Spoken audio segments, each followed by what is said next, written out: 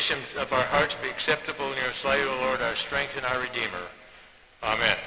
Well, if any of you got a large bulletin, my sermon title is on the bulletin, and it does have a question mark behind it. Pastor Bud pointed out that the sermon title on the screen had no question mark behind it. And what the deal was it a statement or was it a question? With a question mark behind it, but it's a question. More than one Jesus? That's the title of my sermon. Is there more than one? Was there more than one? When I told Kay, who puts our bulletin together, what my sermon title was, she said that sounds heretical. And if you know what that means, a heretic is one that the church felt did not believe in what the church said. Martin Luther was considered a heretic.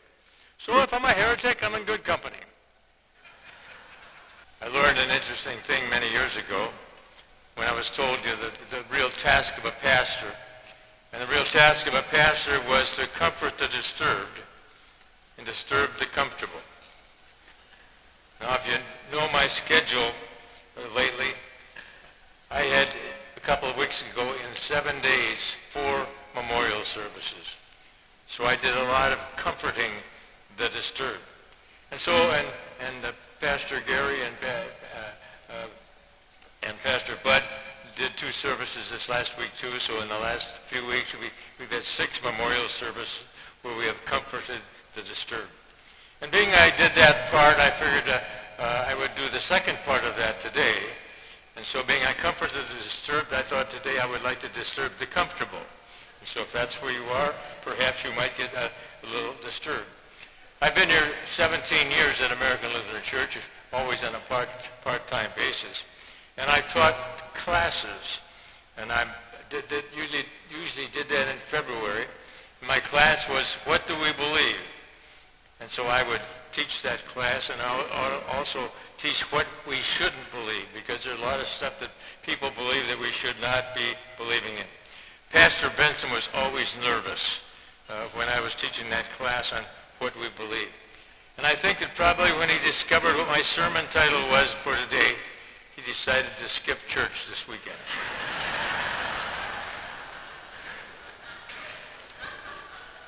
I like to challenge people's thinking. Some people like to be challenged.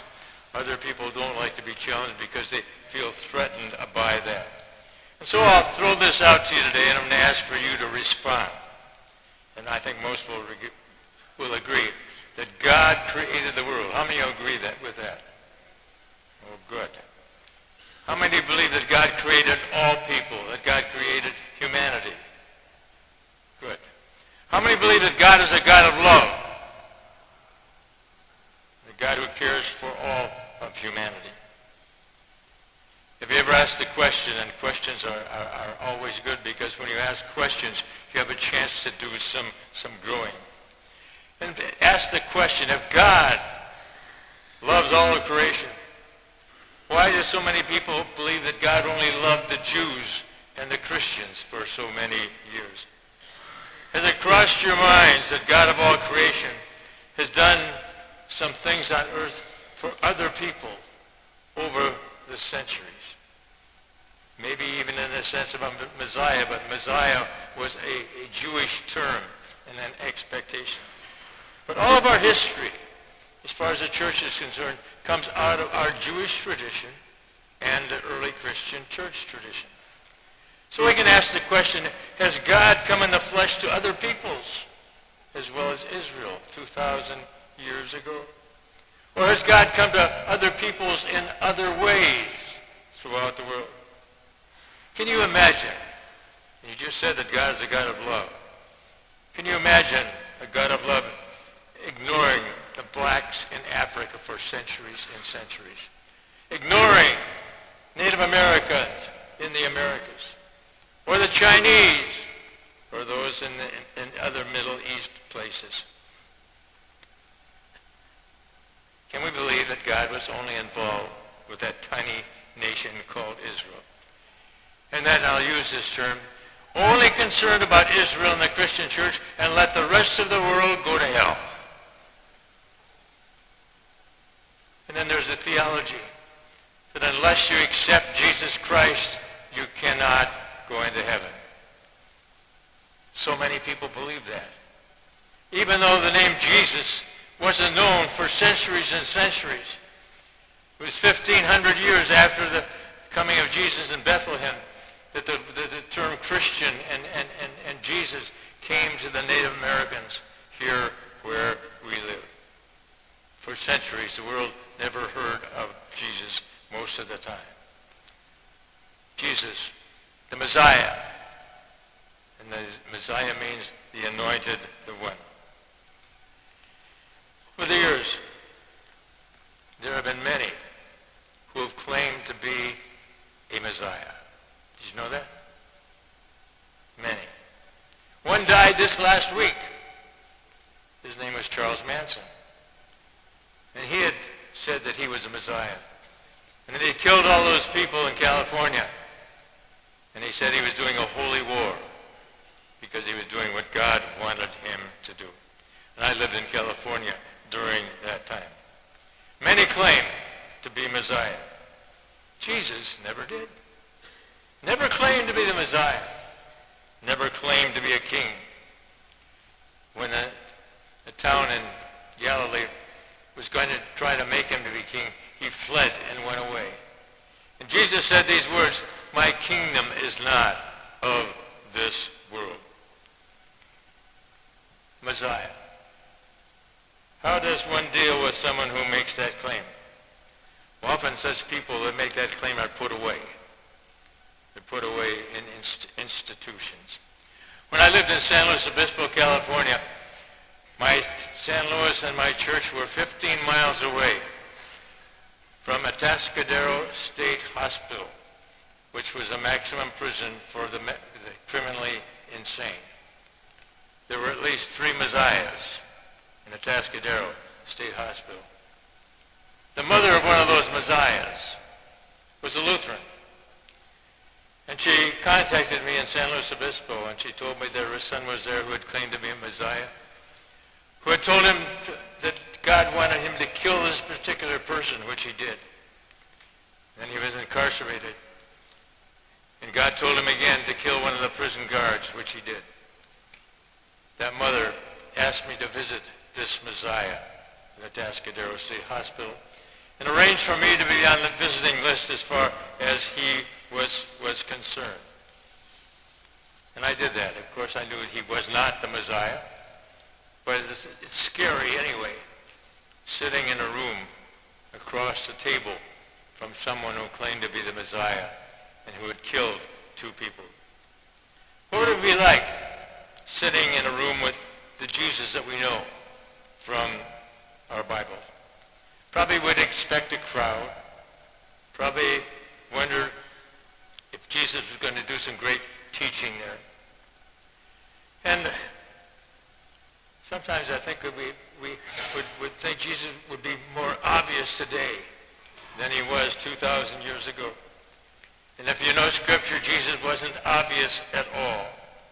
30 years of his life, only his mother thought he was somebody special. Remember, he didn't even have a decent place to be born. People didn't even call him Jesus. They called him Yeshua. Like I said at the beginning, with a question mark. More than one Jesus? Maybe we can take that question mark off and begin to realize that there were lots of Jesus. Only a few people celebrated his birth. Only a few people were there at Easter. And I've heard people say how nice it would have been to be around him and seen him. But the question is, would we be different than those who rejected him at that particular time? We are lucky to live a long time after, so we have the record of him. We have the history, the theology, the doctrines, some of which are good, some which are not.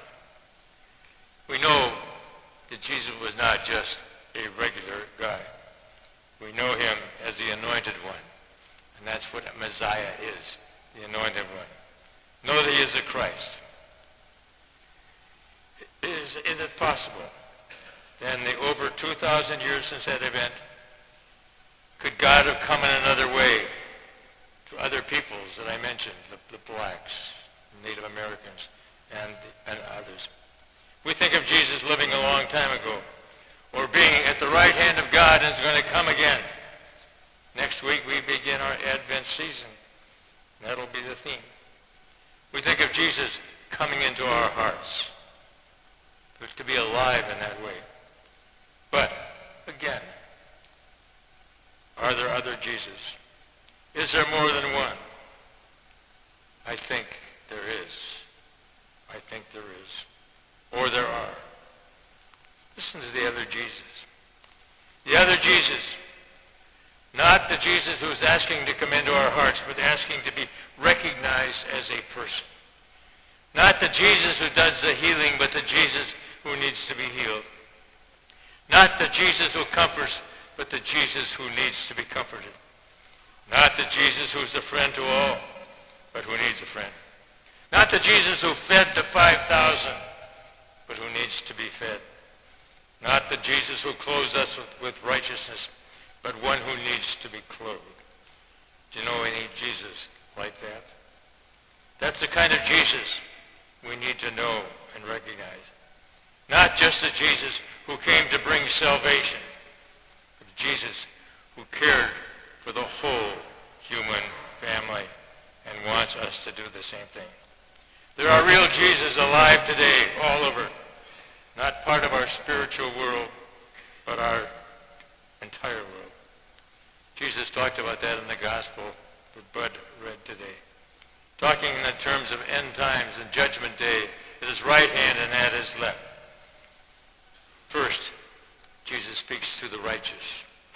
I was hungry, and you gave me food. I was thirsty, and you gave me drink. I was a stranger, and you welcomed me. I was naked, and you clothed me. I was in prison, and you came to me.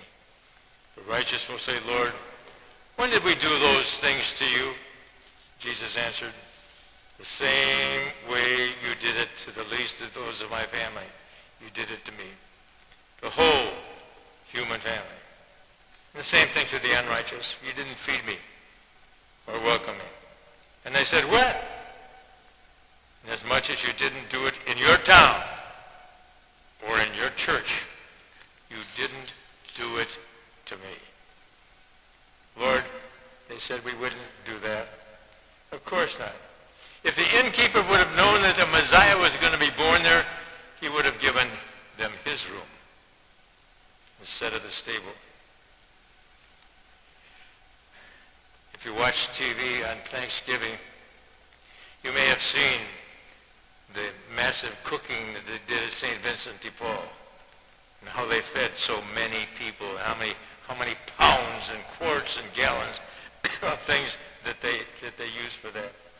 Or St. Mary's food bank, as all these people were carrying away the food that they need in boxes of turkeys.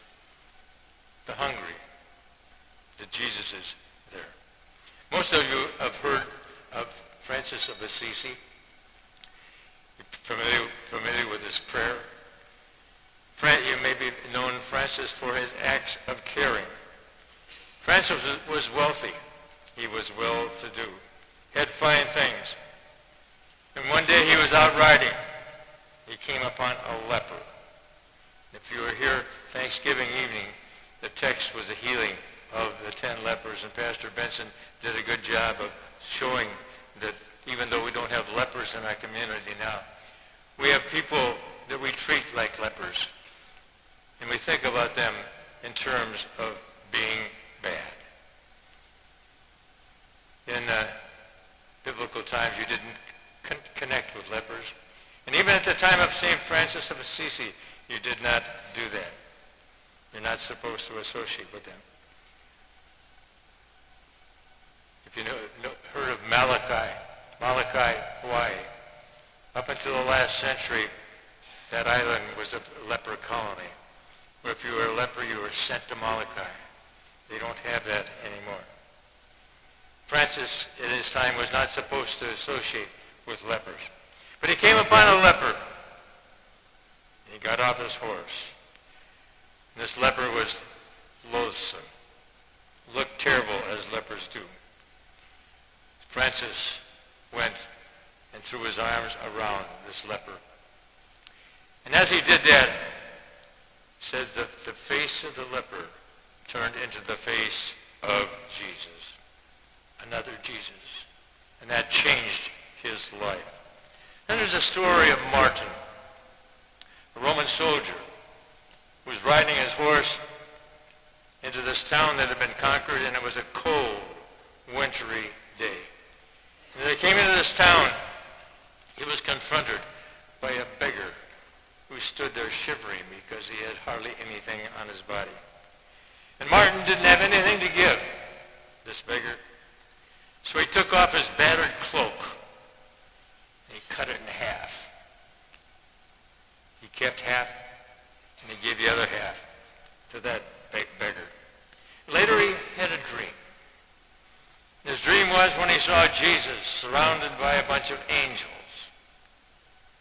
Jesus was wearing the other half of the cloak. And one of the angels said to Jesus, "Why are you wearing that cloak?" And Jesus said, "My servant Martin gave it to me." The beggar was Jesus to Martin. Many Jesus, many who are still hungry. Thanksgiving leftovers are probably mostly gone. People are still being hungry. In the American Lutheran Church, we can bring things for the food bank.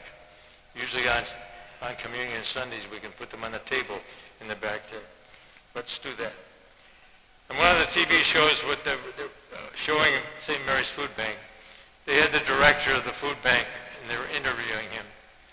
And the director said, "You know, people thank us at St. Mary's for what we're doing." And he said to the camera, "It's not what we're doing. We're just distributing what people out there are bringing to us to give to those who are hungry, to give to all those other Jesuses who have those needs."